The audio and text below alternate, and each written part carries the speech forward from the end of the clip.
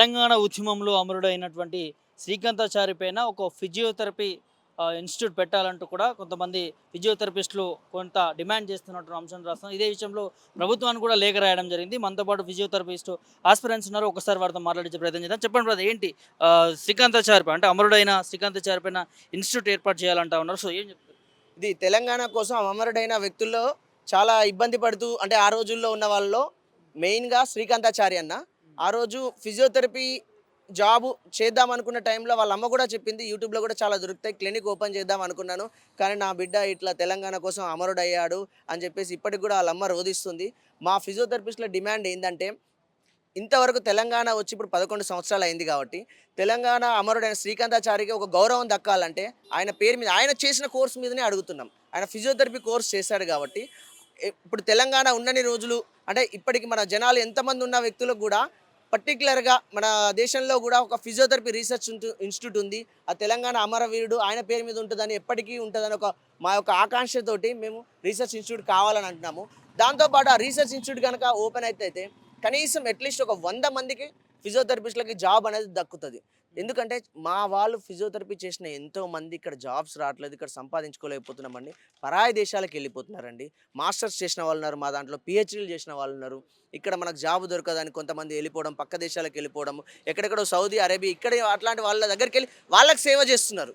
వాళ్ళకి సేవ చేయడం ఎందుకు? ఇక్కడ మనం చదువుకున్నారు గదా! కానీ తినడానికి తిండి డబ్బులు లేకపోతే ఎవరి బాధైనా అంతలోనే ఉంటది గదండీ! అందుకోసం అక్కడికెళ్తున్నారు. మా కోరిక ఏంటంటే అట్లాంటి వాళ్ళందరికీ గూడా ఇక్కడ జాబ్ ఇప్పించి రీసెర్చ్ ఎన్నో చాలా టెక్నిక్స్ ఉన్నాయి.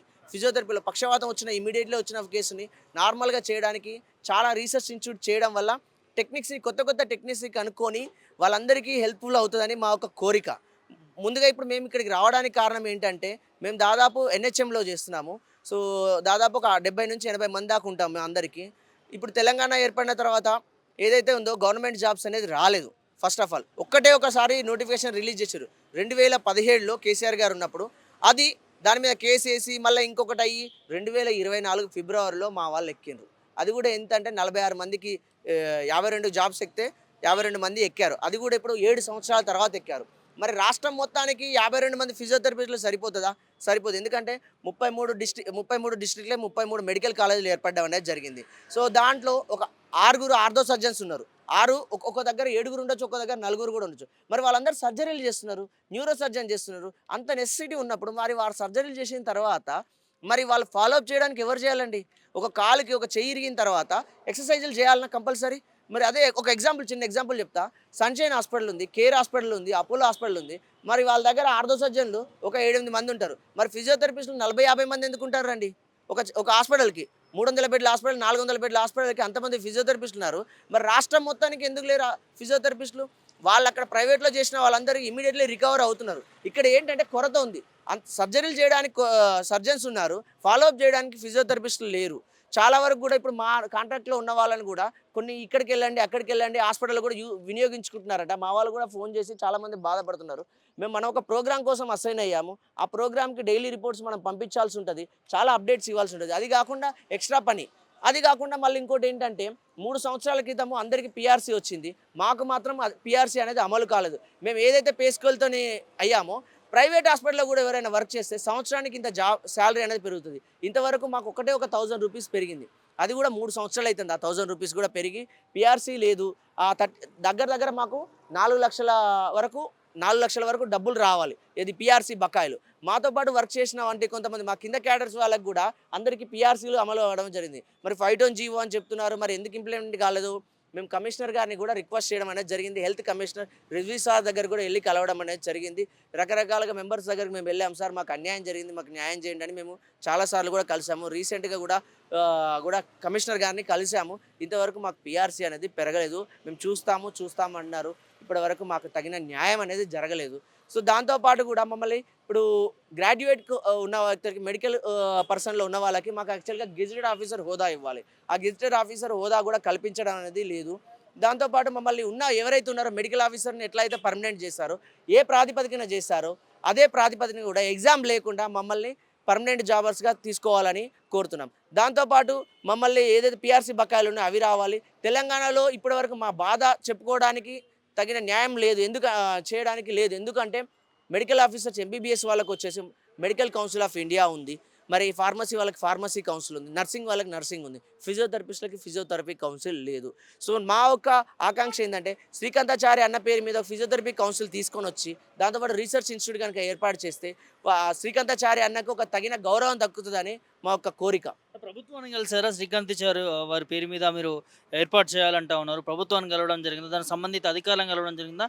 ఎట్లా వచ్చింది రెస్పాన్స్? ఇప్పుడు దాని గురించి ఇప్పుడు కార్యాచరణ అనేది మేము క్రియేట్ చేసాం. అంతకుముందు ఏంటంటే మేము ఓన్లీ పర్మనెంట్ జాబ్స్ వీటి గురించే అడిగాము. కానీ కొత్తగా మేమందరం ఆలోచించింది ఏంటంటే శ్రీకాంతాచారి అన్న పేరు మీద కానీ రీసెర్చ్ ఇన్స్టిట్యూట్ చేస్తే, ఎందుకు నాకు ఆలోచన వచ్చిందంటే మెయిన్గా చాలామంది వికలాంగులు సర్జరీ చేసిన తర్వాత అవగాహన లేకపోవడం వల్ల చాలామంది వికలాంగులుగా ఉండిపోతున్నారు. అరే ఇట్లాంటి వికలాంగులకి మన మీద న్యాయం చేయాలంటే మనకు ఇచ్చిన జాబ్ ఒకటి, చేయాల్సింది ఒకటి, కానీ వాళ్ళ కోసం మనం టైం కేటాయించాలంటే కొంత టైం కేటాయించగలుగుతున్నాం, కొంత కేటాయించలేకపోతున్నాం. మరి ఇట్లాంటి వాళ్ళందరికీ చేయాలంటే ఒక్కడిని నేను చేయలేను అన్ని పని. మేము ఉన్నది ఓన్లీ ఒక 50-60 మంది మాత్రమే. అది కూడా 50-60 మంది ఎక్కడ చేయగలుగుతారు? సో రీసెర్చ్ ఇన్స్టిట్యూట్ కనుక స్టార్ట్ చేస్తే వాళ్ళందరికీ సపరేట్గా అందుతుంది. దాంతోపాటు అందుతున్న ఒక ఉద్దేశం, ఆకాంక్ష మాకు ఇప్పుడు కలిగింది. ఇప్పుడు రిప్రజెంటేషన్ ఇప్పుడు ఇస్తాము. డెఫినెట్గా ఈరోజు హెల్త్ మినిస్టర్ని కూడా కలుద్దాం అనుకుంటున్నాము. దాంతోపాటు హెల్త్ కమిషనర్ ఒకటి, డిఎంఈ సార్ని ఒకటి, టీవీపీ గారిని ఒకటి, వీళ్ళందరినీ కూడా కలిసి రిప్రజెంటేషన్ ఇద్దాం అనుకుంటున్నాము. మాకేంటంటే అపాయింట్మెంట్ దొరకట్లేదు. ఎందుకంటే ఇప్పుడున్న ప్రజెంట్ సిచ్యువేషన్, మొన్నటి వరకు ఒక ఎలక్షన్స్, ఇప్పుడు ఒక ఎలక్షన్స్ అనే జరుగుతూనే ఉన్నాయి. చాలా వరకు నర్సింగ్ వాళ్ళది ఎగ్జామ్ అయిపోయింది, ల్యాబ్ టెక్నీషియన్ల వాళ్ళది అయిపోయింది, మరి ఏఎన్ఎంస్ కూడా అయిపోయింది, ఎంబీబీఎస్ వాళ్ళకు కూడా ఇచ్చారు. మా ఒక్కరిదే ఉంది. మాకు తెలంగాణ కాంగ్రెస్ ప్రభుత్వము వచ్చిన తర్వాత ఒక జీవో అనేది రిలీజ్ చేయడం అనేది జరిగింది మార్చి 16వ తారీఖున. చూడండి జీవో నెంబర్ 69. సో దాంట్లో వచ్చేసి జీవో నెంబర్ 69 ఉందండి, జీవో నెంబర్ 69 మార్చి. సో దీంట్లో వచ్చేసి మనకు టీవీపీ తరపున డిఎంఈ తరపున వచ్చేసి 33 ఫిజియోథెరపిస్టులు ఉండడం అనేది జరిగింది. దాంతోపాటు తెలంగాణ వైద్య విధాన పరిషత్ మీద 13 మంది.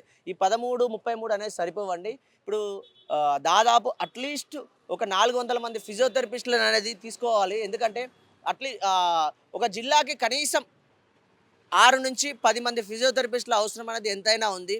సో అట్లా 33 జిల్లాలకు కనుక తీసుకున్నట్లే 10 మంది తీసుకున్నట్లే 330 మంది అవుతుంది. మరి హైదరాబాద్ లాంటి ప్లేసులో ఇంకా అదనంగా కావాలి కాబట్టి ఒక 70 మంది, అంటే అట్లీస్ట్ 400 మంది ఫిజియోథెరపిస్టులని గవర్నమెంట్ జాబ్స్ నోటిఫికేషన్ రిలీజ్ చేసి ఖాళీలు ఏ విధంగా చూసి ఆ ప్రాతిపదికన మా రిక్రూట్మెంట్ చేసుకోవాలని, ఎటువంటి ఎగ్జామ్ లేకుండా మెడికల్ ఆఫీసర్లను ఏ విధంగా అయితే చేశారో మమ్మల్ని కూడా అదే విధంగా చేయాలి. ఎందుకంటే చాలామంది 40-45 సంవత్సరాల వయసు ఉన్న వాళ్ళు ఉన్నారు మా దాంట్లో. 45-46 సంవత్సరాలు కూడా ఉన్నాయి. ఎన్నో సంవత్సరాల నుంచి ఎగ్జామ్ పెడతారు, జాబ్ వస్తుందనే ఒక ఉద్దేశంతోనే ఉన్నారు. కానీ ఇప్పటి వరకు మా వాళ్ళకి తగిన న్యాయం జరగలేదు. మీ తరపున మేము కోరుతున్నామండి. సో ఇంకోటి ఏంటంటే సూపరింటెండెంట్ సార్ కూడా అడుగుతున్నాము, మీరు అందరు అడిషనల్ డిఎంఈలు సార్. సో మీరందరూ కూడా మీ తరపు నుంచి ఒక రిక్వెస్ట్ లెటర్ పంపించండి సార్, సీఎం గారికి కానీ, డిఎంఈ గారికి కానీ, టీవీపీ తరపున కూడా. ఎందుకంటే ఎంత రిక్రూట్మెంట్ అవసరం ఉన్నది, మీ హెల్త్ పరంగా మీకు మాత్రమే ఎక్కువ అవగాహన ఉంటుంది సార్. వాళ్ళందరి ఫిజియోథెరపిస్టులు, ఇంతమంది ఆర్థో సర్జన్స్ ఉన్నారు, వాళ్ళందరికీ చేసిన సర్జరీలకి ఫిజియోథెరపిస్టుల ఎక్సర్సైజ్ వల్ల ప్రజలకి న్యాయం జరుగుతుందని, వాళ్ళని తగిన సేవలు అందిస్తారని మీరు ఒక లెటరు మీ సైడ్ నుంచి ప్రతి డిస్ట్రిక్ట్ హాస్పిటల్ నుంచి 33 డిస్ట్రిక్ట్ హాస్పిటల్ నుంచి సీఎం గారికి కానీ, హెల్త్ మినిస్టర్కి కానీ, డిఎంఈకి కానీ, దాంతోపాటు టీవీపీ కానీ పంపించగలరని మేము కోరుతున్నాం సార్. Thank you.